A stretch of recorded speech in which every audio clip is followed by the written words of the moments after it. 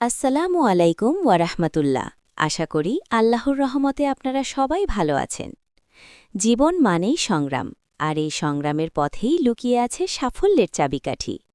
আমরা অনেক সময় অল্পতেই হতাশ হয়ে পড়ি, মনে করি আমাদের চেষ্টা হয়তো বৃথা যাচ্ছে।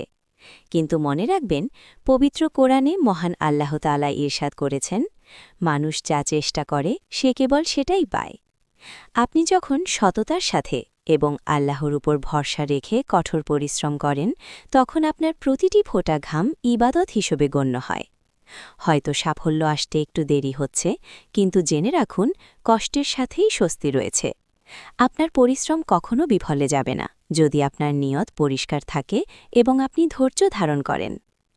আল্লাহ আমাদের সবাইকে হালাল রিজিকে বরকত দান করুন এবং ধৈর্যশীল হওয়ার তৌফিক দিন। ভিডিওটি শেয়ার করে আপনিও এই দ্বীনি দাওয়াতের সওয়াবের অংশীদার হন। জাযাকাল্লাহু খাইরান।